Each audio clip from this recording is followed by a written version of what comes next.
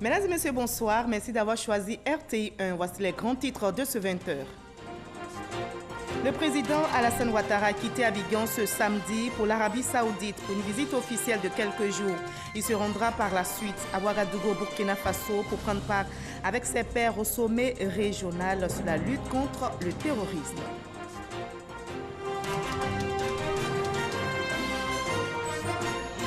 La Chine et la Côte d'Ivoire renforcent leur coopération. Le vice-ministre indien des Relations extérieures a effectué hier vendredi une visite en terre ivoirienne.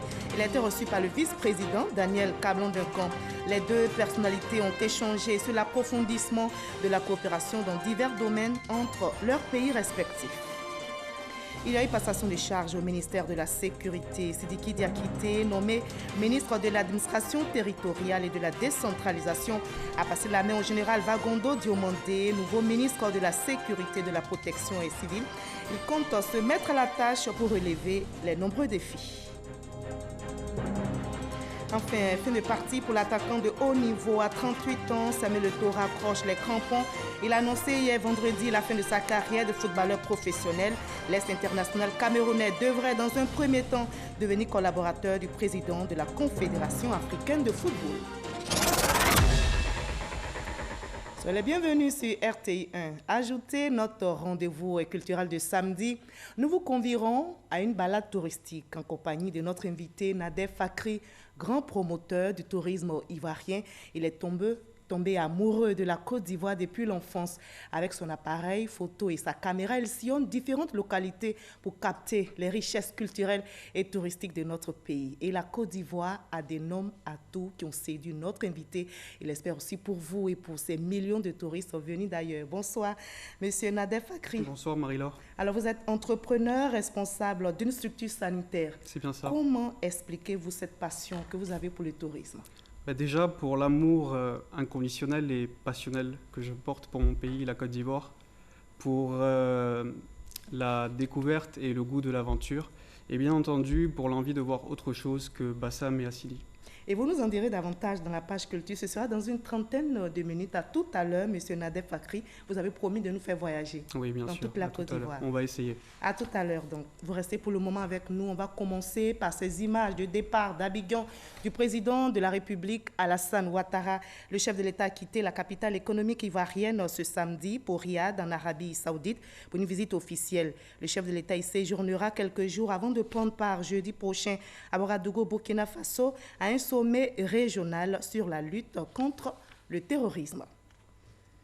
Je le disais tantôt, la Chine et la Côte d'Ivoire renforcent leur coopération. Le vice-ministre indien des Relations extérieures a effectué hier vendredi une visite ici en Côte d'Ivoire. Il a été reçu par le vice-président Daniel Cablon-Duncan. Les deux personnalités ont échangé sur l'approfondissement de la coopération dans divers domaines entre les pays respectifs. C'est une visite de 24 heures qui confirme la bonne santé des relations entre Yamoussoukro et New Delhi. Sujet largement évoqué lors de la rencontre entre le vice-président de la République Daniel Cablon-Duncan et le vice-ministre indien des Relations extérieures.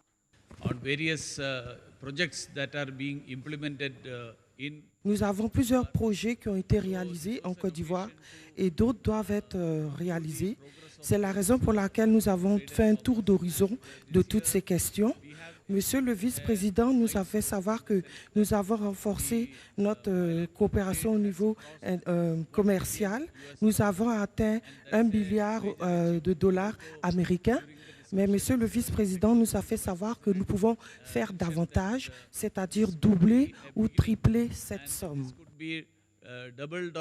Les deux personnalités ont également évoqué le renforcement de la coopération sécuritaire entre les deux pays, soulignant que l'Inde finance plusieurs projets de développement en Côte d'Ivoire, dont la réalisation du parc technologique Mahatma Gandhi de Grand Bassam ou encore la construction de 30 unités de transformation du riz sur l'étendue du territoire ivoirien. Voilà, c'était un reportage de Mahama Traoré. À 48 heures de la rentrée scolaire, le vice-président Daniel Kablan-Duncan visite le lycée d'excellence Alassane Ouattara de Grand Bassam, un ouvrage qui vient d'être achevé et qui sera fonctionnel dès cette année. Ce lycée mixte est l'un des symboles de la coopération entre la Côte d'Ivoire et la Chine. L'établissement dispose, vous allez le voir, de toutes les commodités pour une formation. L'ouvrage a coûté près de 14 milliards de francs CFA, comme nous le rapporte Mama Traoré. C'est le deuxième lycée scientifique dont se dote la Côte d'Ivoire après celui de Yamoussoukro. Bâti sur 20 hectares en bordure de l'autoroute Abidjan-Grand Bassam, il porte le nom du président Alassane Ouattara. Cet établissement d'excellence va accueillir 1000 élèves du secondaire. Tous seront hébergés sur place dans un internat. Fruit de la coopération sino-ivoirienne, l'édifice comprend également des terrains de sport et des salles spécialisées pour les matières scientifiques. Coût de réalisation du lycée d'excellence Alassane Ouattara de Grand Bassam, environ 14 milliards de francs CFA. J'espère que cette école d'excellence peut contribuer à la formation des élèves excellents de la Côte d'Ivoire. Nous sommes en train de tout mettre en œuvre pour choisir pour cet établissement les meilleurs de nos personnels. Chefs d'établissement, censeurs, éducateurs, enseignants. Nous prenons l'engagement, monsieur le vice-président, de faire en sorte que cet établissement demeure un établissement d'excellence qui produise un capital humain excellent, compétent pour bâtir la Côte d'Ivoire émergente dont vous et le président de la République vous rêvez pour les Ivoiriens. Pour être admis dans l'un des deux cycles de ce lycée, l'élève doit avoir au minimum 14 de moyenne. Les meilleurs profils sont ensuite sélectionnés par le ministère de l'Éducation nationale. Pour cette première année scolaire, 300 élèves seront affectés dans ce lycée d'excellence, 160 en 6e et 140 en classe de seconde. Nous sommes heureux de la qualité des prestations non fournies par la République populaire de Chine. Il s'agit surtout donc d'avoir des élèves de qualité et surtout aussi d'aider les élèves modestes, disons de couches sociales modestes, de manière à permettre donc de faire de bonnes études et surtout s'ils sont méritants. C'est surtout le mérite qui est donc à donner ici. Je suis certain que ce joyau, vous en ferez donc un centre de qualité au niveau de l'enseignement qui sera fait. L'État ne compte pas s'arrêter là, en projet notamment la construction de 12 autres lycées d'excellence sur l'étendue du territoire national. Et bonne rentrée à tous ces élèves qui effectueront donc leur rentrée dans 2 jours. Il y a eu passation de charge au ministère de la Sécurité. Après le nouveau gouvernement formé le 4 septembre dernier, Sidiki Diakité, nommé ministre de l'Administration territoriale et de la décentralisation, a passé la main au général Vagondo Diomondé, nouveau ministre de la Sécurité, de la Protection et civile. Il compte se mettre à la tâche pour relever les nombreux défis qui l'attendent. Moussa Konati. Nommé ce 4 septembre 2019, secrétaire d'État au renforcement des capacités, Zoro Epifane Ballo est magistrat depuis 1996 et titulaire d'un diplôme d'études spécialisées en droits de l'homme obtenu en 2002 à l'Université catholique de Louvain. Cofondateur du mouvement ivoirien des droits humains, il a dirigé cette organisation de promotion et de défense des droits humains de 2000 à 2004. Entre 2004 et 2011, il sert en République démocratique du Congo comme coordonnateur du projet Restauration progressive du système judiciaire pénal dans le cadre d'un programme de l'Union européenne, puis représentant résident de Carter Center pour la mise en œuvre du programme Droits de l'homme et coopération technique judiciaire de cette organisation américaine. Zoro Epifane Ballo a travaillé pour le Bureau conjoint des Nations Unies aux droits de l'homme en République démocratique du Congo en tant que coordonnateur de l'unité justice transitionnelle et lutte contre l'impunité. De 2012 à 2015, il a été directeur général de l'Agence ivoirienne des coopérations francophones et du Comité national des Jeux de la francophonie. Ayant intégré le ministère des Affaires étrangères en 2016, il occupe les fonctions de directeur des affaires juridiques, consulaires et humanitaires avant sa nomination au poste de secrétaire national en charge du renforcement des capacités auprès du Premier ministre. Il est auteur de 2 ouvrages, Juge en Côte d'Ivoire, paru en 2004 aux éditions Cartala, et Adiri la prisonnière, à paraître aux éditions Tabala. Marié et père de 6 enfants, Zoro Epifane Ballo est officier de l'Ordre national de Côte d'Ivoire. Voilà, et quand les dieux de la technique décident, cela donne ceci. Vous venez donc de voir le portrait dressé du nouveau secrétaire d'État au renforcement des capacités, Epifane Zorobi Balo.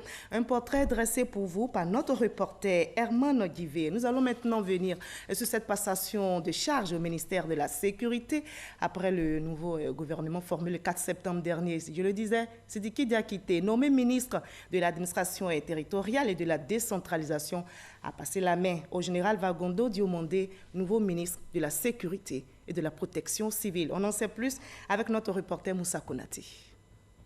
Sidiki Diakité, ex-ministre de l'Intérieur et de la Sécurité, cède le volet sécurité de son administration à Vagondo Diomandé, nouveau ministre de la Sécurité et de la Protection civile. À la passation de charge, le désormais ministre de l'Administration, du Territoire et de la Décentralisation rend hommage à ses anciens collaborateurs, notamment la police nationale. Il transmet également ses encouragements au nouveau ministre. Vous héritez d'un département dont les attributions vous engagent et vous placent au centre de la vie des populations à travers la sécurisation des biens et des personnes, ainsi que la protection des libertés publiques. Vos qualités professionnelles et votre longue carrière militaire vous donnent le profil idéal pour assumer ces hautes charges que le président de la République vient de vous confier. Nous sommes persuadés que ces missions seront conduites avec succès. Exprimant sa gratitude au chef de l'État et au Premier ministre, le ministre Vagondo Diomandé exhorte ses futurs collaborateurs au travail. Les enjeux sont importants. Ils sont connus. Et on pourrait les résumer dans les points suivants. La sécurité des personnes et de leurs biens, la menace terroriste, la lutte contre le grand banditisme, la protection civile et la sécurisation du processus électoral. L'importance de la mission appelle donc la contribution, la responsabilité et l'adhésion de tous. J'entends faire en sorte que la population continue de faire confiance à notre police, que la complicité s'installe entre elle et notre police, car je reste convaincu qu'on ne peut pas assurer la sécurité de quelqu'un sans son adhésion. La fraternité d'armes qui a toujours prévalu entre les forces de sécurité, que ce soit l'armée, que ce soit la police, que ce soit la gendarmerie, doit prédominer dans toutes nos relations. C'est dans la discipline et dans la rigueur que nous obtenons de bons résultats. Avant sa nomination le 4 septembre dernier au poste de ministre de la Sécurité et de la Protection civile, le général Vagondo Diomandé était le chef d'état-major particulier du président de la République.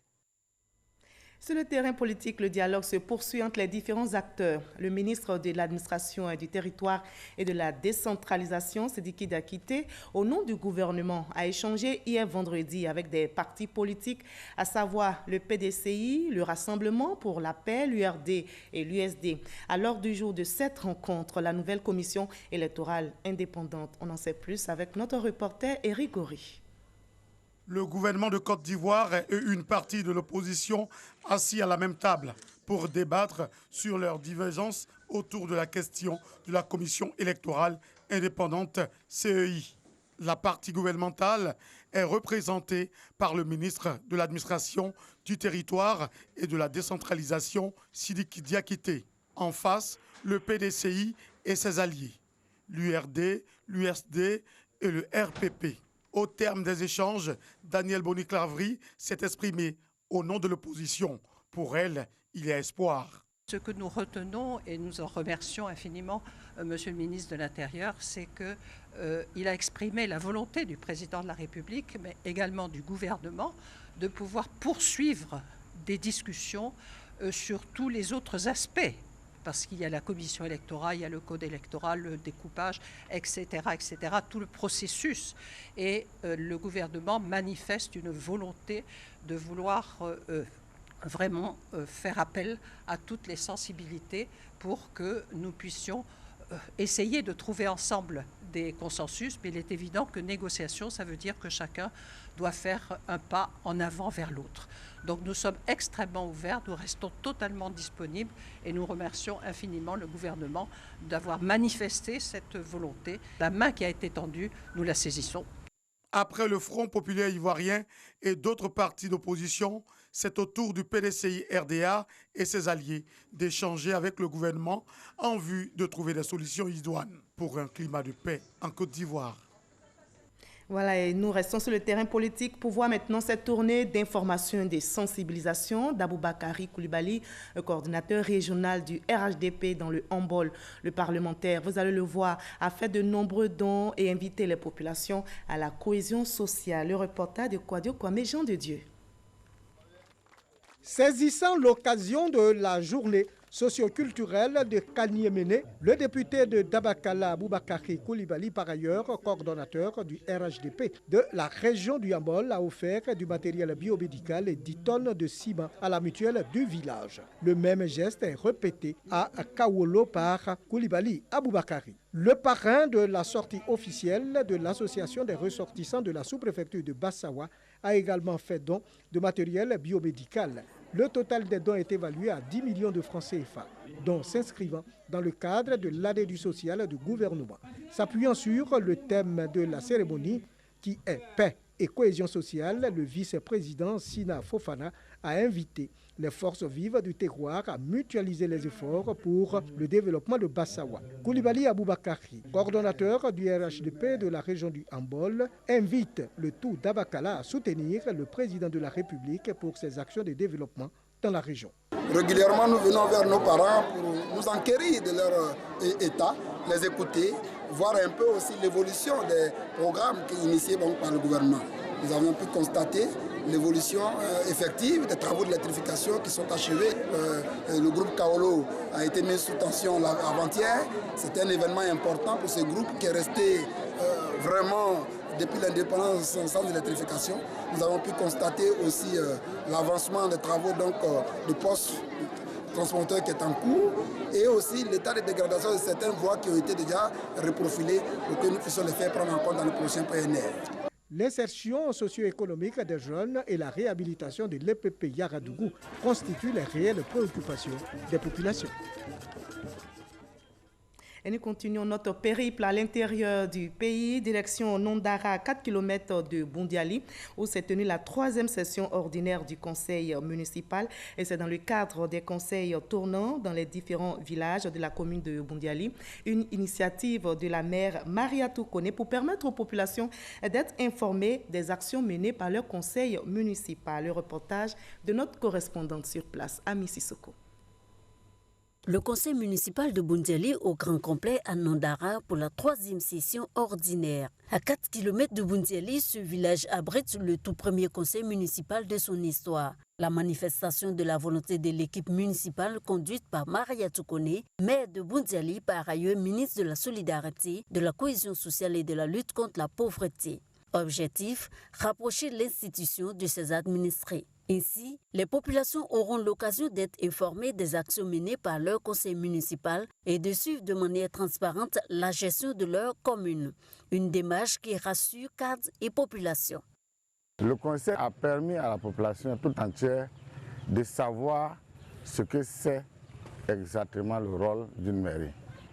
Lorsque la municipalité, à travers Madame le maire, s'est exprimée, la population a clairement compris la nécessité de payer les taxes.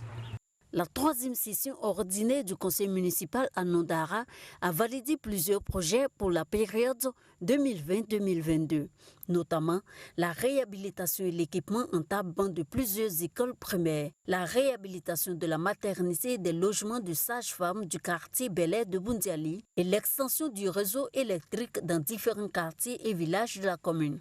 Nous avons pris l'engagement d'apporter ou d'améliorer le niveau de développement de notre commune. Et c'est ce que nous essayons de faire. Aujourd'hui, nous sommes à moins d'1 an de notre prise de fonction, mais nous pouvons déjà remarquer que 3 des 4 villages de la commune sont connectés au réseau électrique national. Il reste donc Nondara. Et je voudrais rassurer mes parents de Nondara pour dire que d'ici fin octobre, Nondara sera connecté. Les populations ont témoigné leur reconnaissance à la mère Mariatou Kone. La 4e session de la municipalité de Boundiali se tiendra à Niagnon avant la fin de cette année. L'opération Grand Ménage est à sa 31e édition et ce samedi 7 septembre, l'équipe du ministère de l'Assainissement et de la Salubrité a posé ses valises à Boundiali. La maire Mariatou Kone, le préfet de la Bagoué, représentant la ministre de l'Assainissement et de la Salubrité, ont donné le top départ de cette opération. Notez qu'elle vise à encourager les populations à rendre le cadre de vie propre, agréable pour leur santé.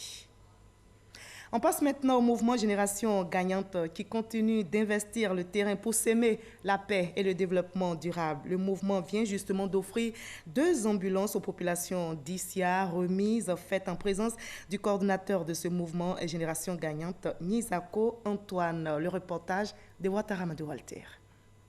Issia, ville située dans le centre-ouest de la Côte d'Ivoire, précisément dans la région du Haut-Sassandra. Dans cette localité, les populations n'ont d'autre choix que d'emprunter les véhicules de fortune pour évacuer leurs malades et blessés dans les différents centres de santé.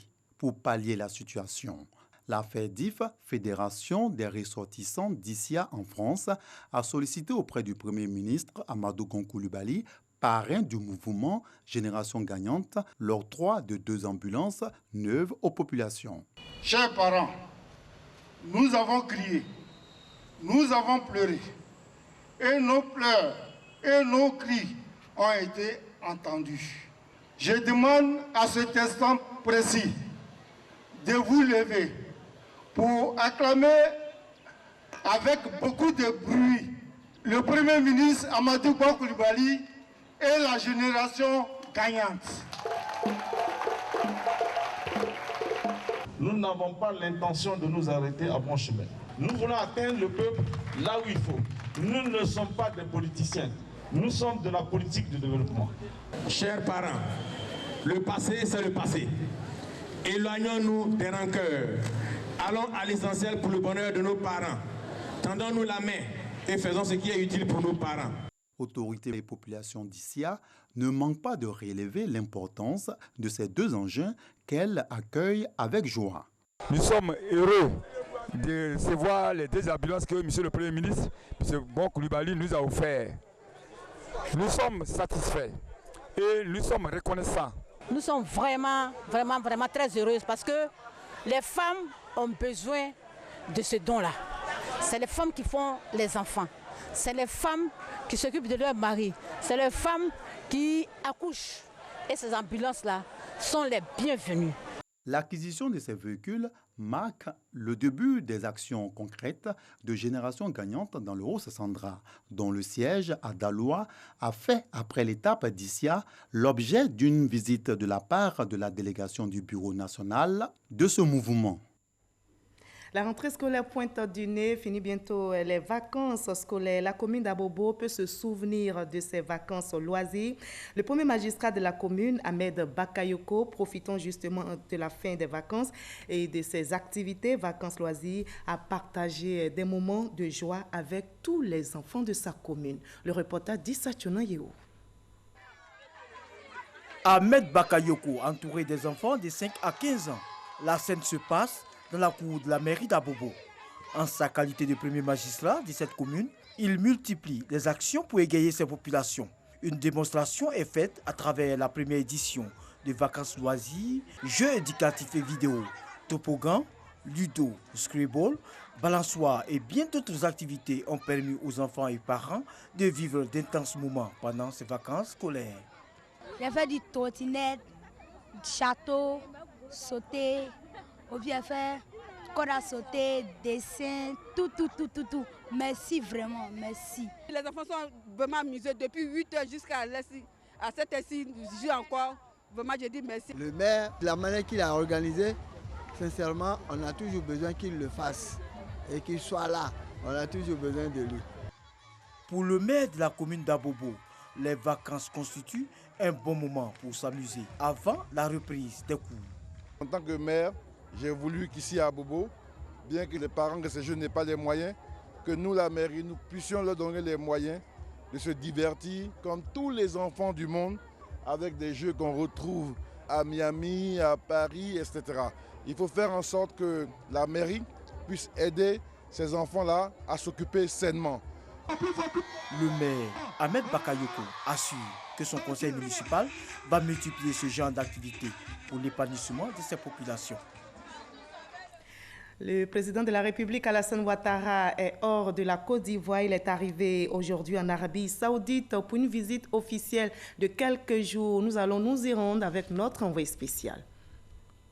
Jeddah, deuxième ville de l'Arabie Saoudite et porte d'entrée de la Mecque, lieu saint de l'islam. C'est au pavillon royal de l'aéroport international King Abdelaziz que l'avion présidentiel ivoirien, avec à son bord le président de la République Alassane Ouattara, a atterri à 20h40, heure d'Arabie Saoudite. Le chef de l'État ivoirien était accueilli à sa descente d'avion par le prince Bader Ben Sultan Ben Abdelaziz Al Saoud, gouverneur de la ville de la Mecque. Cette visite, qui ne s'inscrit pas dans un cadre privé ni dans le cadre d'une conférence, est la première visite officielle à l'invitation de Sa Majesté Salman Ben Abdelaziz Al Saoud, adressée au chef de l'État ivoirien, le président Alassane Ouattara. Selon les règles protocolaires, c'est au Palais Royal que le chef de l'État ivoirien recevra les honneurs dus à son rang. Le président de la République est accompagné dans cette visite officielle par 5 ministres du gouvernement, le ministre d'État, ministre de la Défense Ahmed Bakayoko, le ministre des Affaires étrangères à Montano, le ministre de l'Intégration africaine et des Ivoiriens de l'extérieur Ali Koulibaly, la ministre du Plan et du Développement Kabaniale, le ministre du Pétrole, de l'Énergie et des Énergies renouvelables Cissé Aboudraman. Au menu de cette visite officielle, le renforcement de l'amitié et la coopération entre l'Arabie Saoudite et la Côte d'Ivoire. Voilà, et c'était le reportage de notre envoyé spécial Viviane Haïmé. Nous allons maintenant parler culture. Nous sommes samedi.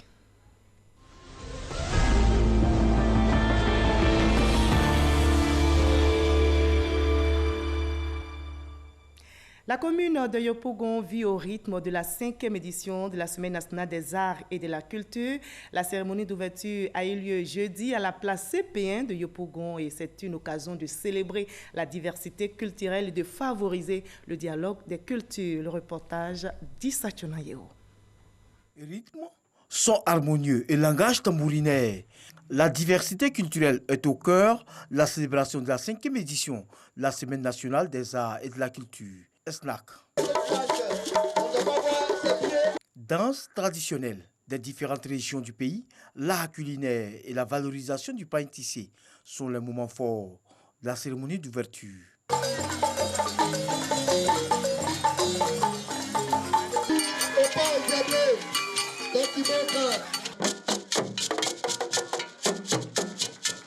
La snack, c'est aussi le dialogue des cultures avec la prestation des danses venues d'autres pays, la sous-région. Depuis 5 ans, la Semaine nationale des arts et de la culture assure la promotion et la valorisation du patrimoine culturel. De quoi réjouir hommes de culture et autorités. C'est une très bonne occasion de montrer nos danses à nos enfants, à nos jeunes frères, à nos jeunes sœurs, pour qu'ils acceptent, pour qu'ils consomment la danse traditionnelle. À travers la SNAC, le ministère veut donc contribuer à l'avènement de l'Ivoirien nouveau, équilibré, respectueux de son prochain et de ses valeurs de la République et engagé dans le développement durable de son pays. La culture précède le développement. De même qu'aucune maison ne peut être bâtie sans fondation, aucun développement durable ne peut être entrepris et réalisé si le peuple ne met l'accent sur son patrimoine culturel. Après la cérémonie d'ouverture, une visite des stands a permis aux personnalités et populations de découvrir les potentialités culturelles et touristiques du pays. On entame à présent notre voyage à travers la Côte d'Ivoire pour découvrir les richesses culturelles et touristiques. Un voyage auquel, bien sûr, nous convie notre invité, Nadef Fakri. On vous retrouve, monsieur Nadef Fakri. Alors, cela fait combien de temps que vous faites ainsi le tour de la Côte d'Ivoire, menu de votre caméra et de votre appareil photo? J'ai commencé en 2017, donc ça fait maintenant 2 ans. 2 ans. C'est ça. Alors, comment se fait le choix des localités que vous visitez? Peut-être que vous voulez que je vous dise déjà comment est-ce que j'ai commencé. Oui. Alors en fait, j'avais l'habitude de faire des vidéos et des photos en famille. Et donc en 2017, j'ai accompagné ma femme au marché de Kouté, qui est le plus grand marché de friperie à Abidjan. Et elle a été incroyablement surprise. Et ce jour-là, j'ai fait une vidéo et j'ai eu l'idée de la poster sur Facebook. Et les retours étaient incroyables. Et c'est la raison pour laquelle j'ai créé une chaîne sur Facebook. D'accord. Sur laquelle... Donc, vous avez décidé donc de montrer toutes les belles richesses de la Côte d'Ivoire. C'est ça. Alors donc, comment vous choisissez les sites que vous visitez? Est-ce que vous partez d'abord vous informer? Pourquoi vous décidez par exemple d'aller au nord aujourd'hui, au sud demain? L'objectif, c'est de faire le tour de la Côte d'Ivoire. C'est de visiter toutes les localités de Côte d'Ivoire et de rapporter le meilleur de toutes ces régions. Donc avec les informations que je trouve sur Internet, j'essaie de faire mes recherches. Et puis une fois arrivé sur place, lorsque j'arrive sur une localité, je vais à la rencontre des populations, je rencontre les locaux et la plupart du temps, c'est eux qui me montrent leur richesse. Alors, la Côte d'Ivoire regorge d'endroits paradisiaques. Je rappelle aux téléspectateurs qui nous regardent que vous êtes ivoirien, vous l'avez dit. La Côte d'Ivoire est votre pays natal, mais vous êtes libanais d'origine. Alors, la Côte d'Ivoire regorge d'endroits paradisiaques, insoupçonnés, comme vous l'avez dit. Et vous avez pris soin de capter de belles images pour nous. Notre reporter Patricia Omoetia vous a suivi dans votre excursion. On va ensemble regarder le résumé qu'elle en fait et on en reparle. Si vous êtes un amoureux de plages bordées de cocotiers, mouillées par un océan bleu azur, la Côte d'Ivoire vous offre de belles plages et des baies magnifiques qui concilient animation et farniente.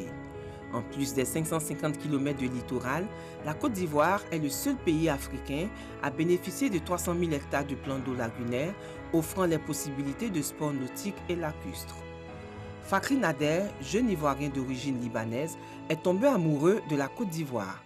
Cette passion dévorante et cet attachement profond pour notre pays lui vient de son enfance. Selon lui, il se sent plus ivoirien que libanais. C'est un créateur de vidéos. Il partage ses aventures personnelles sur la toile avec pour objectif de faire découvrir la Côte d'Ivoire dans toute sa splendeur.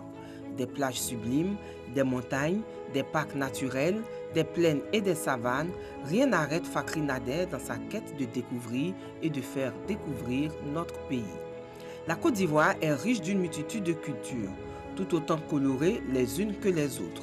Du nord au sud, de l'est à l'ouest, vous découvrirez des coutumes et des traditions enrichies par le temps. La Côte d'Ivoire est une destination touristique qui regorge un fort potentiel qui mérite d'être visité. Son patrimoine culturel, son relief, sa végétation et ses monuments historiques constituent une brochette de curiosités à découvrir. Nader est un amoureux de la Côte d'Ivoire qu'il décrit avec passion et originalité. La Côte d'Ivoire est un énorme carrefour où cohabitent paisiblement une soixantaine d'ethnies possédant chacune leur propre culture et rites, souvent accompagnés de danses rythmées au son des tam-tams. Les populations permettent au pays de se doter d'une grande richesse culturelle. Toutes ces œuvres ont pour but de faire la promotion de la Côte d'Ivoire, de sensibiliser et de développer le pays. Alors, Nader, je suis tellement fascinée, c'est tellement beau. Alors, comment vous arrivez à capter ces images? C'est vous-même qui filmez? C'est vous-même qui faites les images? En fait, on est une équipe de deux, donc ma femme et moi. Donc, dès que je peux me libérer du travail, soit je pars seul, soit elle vient avec moi, et puis on essaie de faire ça à deux. Alors, voilà. Est-ce que vous vous souvenez de tous ces endroits qu'on vient de regarder? Oui, bien sûr, absolument. Quels sont les endroits qui vous ont marqué le plus? Je ne peux pas dire qu'il y a des endroits qui m'aient marqué plus que d'autres parce que je ne m'ennuie jamais d'une destination que je fais en Côte d'Ivoire. C'est tellement beau. Dans toutes les régions que je visite, il y a toujours quelque chose à valoriser, quelque chose à mettre en valeur. On va poser nos valises à Sassandra. Oui. Faites-nous rêver un peu. Sassandra, c'est la localité où je vivrais. C'est-à-dire que si je ne vivais pas à Abidjan et que je ne travaillais pas à Abidjan, j'irais vivre à Sassandra parce que Sassandra dispose de plages incroyables, magnifiques, avec des rochers incroyables. Sassandra dispose d'une histoire. Dernièrement, j'ai visité la maison du gouverneur et également le tunnel des esclaves. Et il y a également une autre ville à part Sassandra également où j'irais bien vivre. c'est Korogo, au nord de la Côte d'Ivoire, qui est incroyable par son climat. À Abidjan, on a l'habitude de voir des nuages tous les jours. À Korogo, c'est le ciel bleu tous les jours.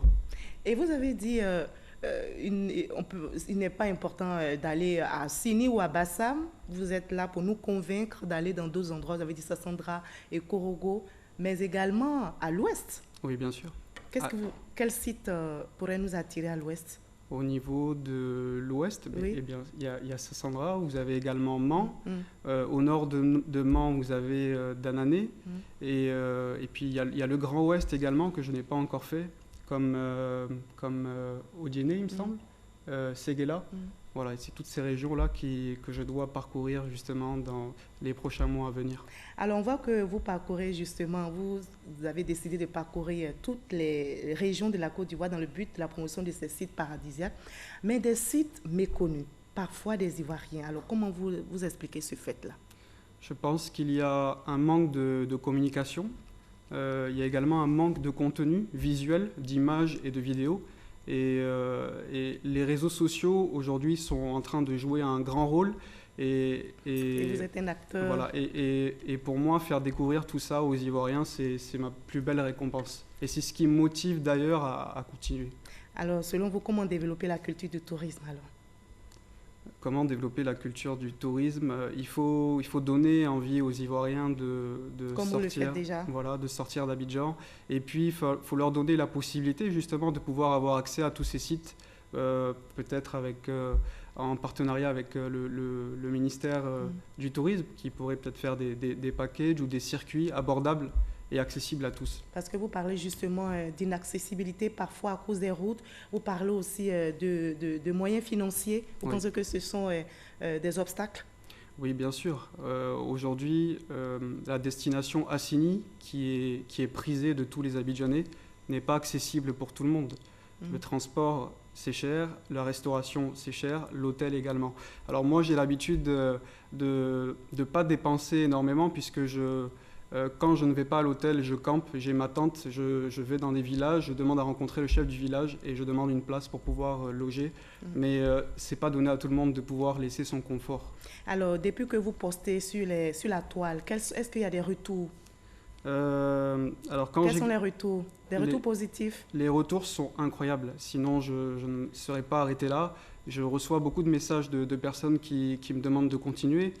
Qui m'envoient leur bénédiction. Je reçois également beaucoup de personnes d'Ivoiriens qui ont quitté la Côte d'Ivoire, qui sont à l'étranger et qui ont envie de revenir, soit pour visiter la Côte d'Ivoire, qu'ils ne connaissent pas. Peut-être aller sur la baie des Sirènes.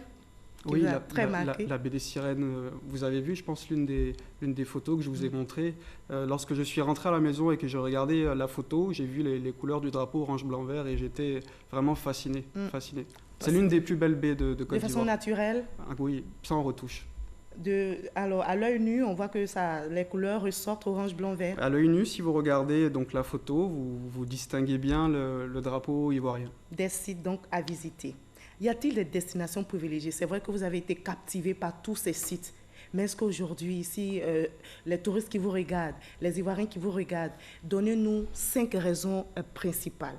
Je vais faire mieux que vous donner 5 raisons principales. Ce que je vais vous dire, c'est que la Côte d'Ivoire n'a absolument rien à envier aux autres pays. Vous avez pour tous les goûts en Côte d'Ivoire. Vous avez des plages magnifiques, vous avez des montagnes, vous avez des savanes, vous avez des forêts comme la forêt de Taï. Il y a vraiment pour tous les goûts en Côte d'Ivoire. Voilà. Donc, pas raison donc d'aller de l'autre côté, à l'extérieur, pour passer de belles vacances. On peut aussi passer de belles vacances ici chez nous. Vous pouvez aller à l'extérieur, mais moi, je vous conseille de rester en Côte d'Ivoire et vous pouvez être dépaysé en sortant de chez vous, en quittant votre ville où vous habitez. Merci beaucoup, Monsieur Nadef Fakri. J'avoue que vous m'avez convaincu. J'espère que ça a été le cas pour les téléspectateurs qui nous regardent. La Côte d'Ivoire plaisir pour moi. Est un beau pays. Merci de nous avoir partagé votre passion pour la Côte d'Ivoire, ce beau pays avec ses atouts touristiques. La France, on le dit, est le pays de la Tour Eiffel. Les États-Unis, terre de la Statue de la Liberté. L'Italie, terre des Romains. La Chine, connue pour sa muraille. Autant de pays que nous visitons, que vous visitez. Mais vous êtes maintenant invités à visiter la Côte d'Ivoire, terre d'espérance et d'hospitalité située en Afrique de l'Ouest et qui vous offre ces sites paradisiaques des atouts touristiques et culturels à découvrir forcément. Merci en tout cas, monsieur Nadi, d'avoir été avec nous et sur ce plateau. Vous allez rester avec nous. On va terminer par le sport. Le 3e et dernier tour des éliminatoires de la CAN des 23 ans débute dans la douleur malheureusement pour les éléphants espoirs de Côte d'Ivoire. Les Pachidèmes ivoiriens ont été battus par le Sili national de Guinée sur la plus petite des marques, 1-0.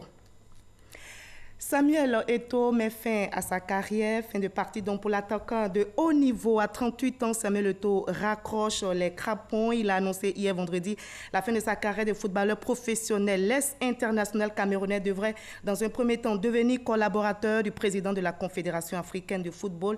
Samuel Eto'o, 22 ans de carrière riche, est considéré aujourd'hui comme l'un des plus grands joueurs africains de l'histoire du football. N'hésitez pas à venir en Côte d'Ivoire. Il y a des sites paradisiaques à visiter. Merci de votre aimable attention. Je vous retrouve avec le même plaisir demain à 20h.